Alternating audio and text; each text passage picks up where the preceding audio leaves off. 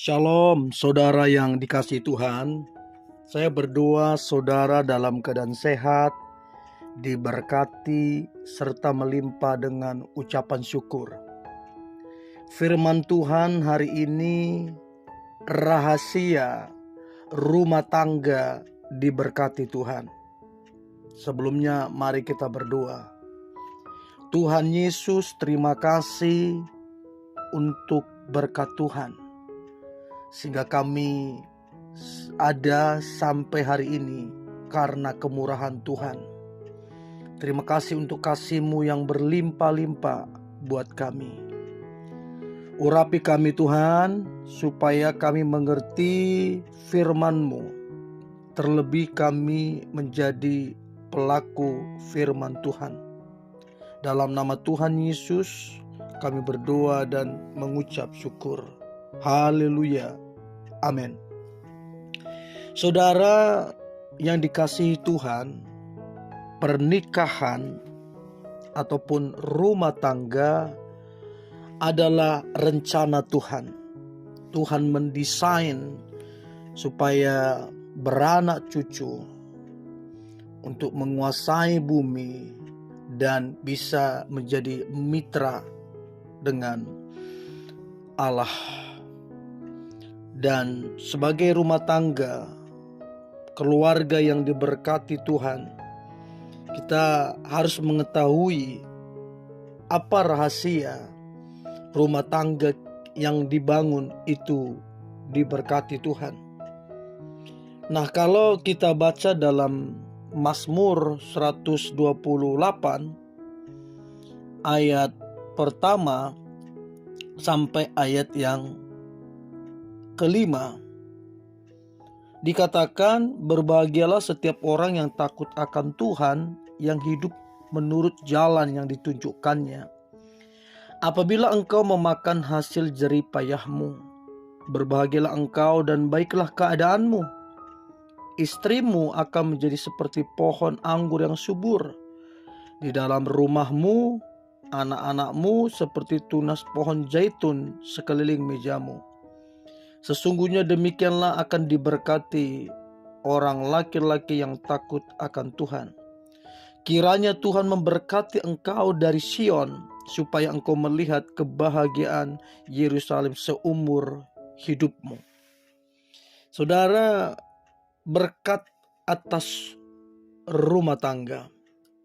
Untuk rumah tangga diberkati, ada beberapa hal yang perlu kita ketahui dan kerjakan. Yang pertama, mentaati firman Tuhan. Mentaati firman Tuhan. Firman adalah pelita yang menuntun kita selangkah demi selangkah, sehingga kita sampai pada tujuan yang Tuhan inginkan. Firman akan membawa kita kepada berkat yang luar biasa. Kalau kita pelajari bagaimana Ishak diberkati Tuhan ketika dia taat kepada firman Tuhan. Kejadian 26 ayat yang kedua. Negeri di tempat Ishak diam itu terjadi kelaparan. Ishak hendak pergi ke Mesir. Tuhan melarang Ishak ke Mesir dan tetap meminta dia diam di negeri yang dia tempati. Hal itu dilakukan Ishak.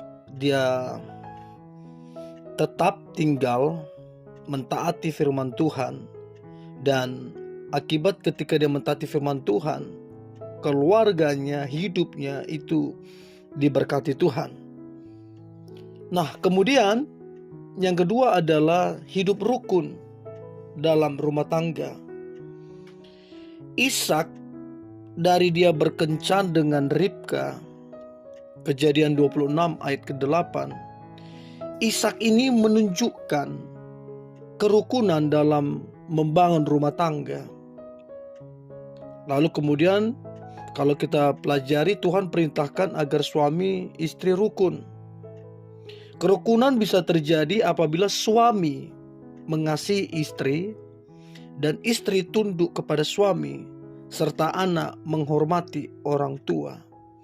Nah, kalau ini terjadi, maka kerukunan itu akan tercipta di dalam rumah tangga. Suami mengasihi istri, istri tunduk kepada suami, anak menghormati orang tua.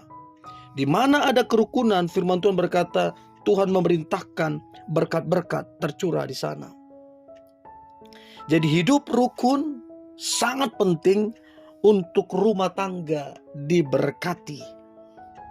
Untuk itu, suami harus mengasihi istri apapun kekurangan daripada si istri.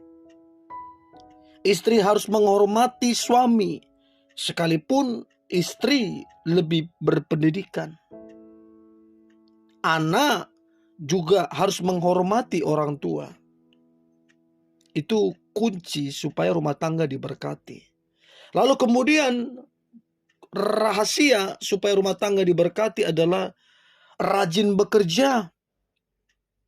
Gak boleh malas. Harus rajin bekerja.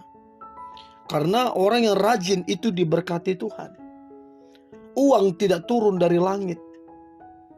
Rezeki tidak turun dari langit. Itu semua karena dikerjakan. Jadi orang yang rajin, orang yang mengandalkan Tuhan, orang itu akan diberkati. Keluarganya, keuangannya, anak-anaknya, semua yang dikerjakan kalau takut akan Tuhan akan mendatangkan berkat. Jadi rajin bekerja itu sebuah kewajiban dalam rumah tangga.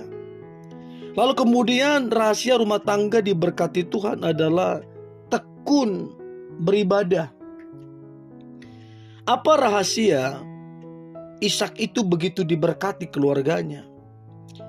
Ishak kemanapun pergi, dia mendirikan mezbah bagi Tuhan. Jadi yang keempat adalah rumah tangga yang diberkati Tuhan adalah rumah tangga yang tekun beribadah. Sama seperti Ishak, kemanapun dia pergi, dia mendirikan mezbah. Kemanapun dia pergi, dia mendirikan mezbah. Kalau kita baca 1 Timotius 4 ayat ke-8, ibadah itu berguna dalam segala hal. Bahkan 1 Timotius 6 ayat 6, ibadah itu memberi keuntungan yang besar. Jadi ibadah itu sangat penting supaya kita dikuatkan rohnya, supaya kita mendapat keuntungan di situ. Dan ibadah itu sangat berguna dalam kehidupan. Dan yang terakhir, rahasia rumah tangga diberkati Tuhan adalah hidup dalam kasih dengan semua orang. Jadi bukan cuma ke suami, bukan cuma ke istri, bukan cuma ke anak, tapi hidup dalam kasih ke semua orang. Sehingga rumah tangga itu akan diberkati Tuhan. Karena hidupnya menjadi berkat bukan cuma di keluarga, tapi menjadi berkat bagi banyak orang. Nah, saya berdoa kelima hal ini ketika saudara lakukan, rumah tangga saudara diberkati Tuhan. Yang pertama, taat kepada firman-Nya. Yang kedua, hidup rukun dalam rumah tangga. Yang ketiga, rajin dalam bekerja.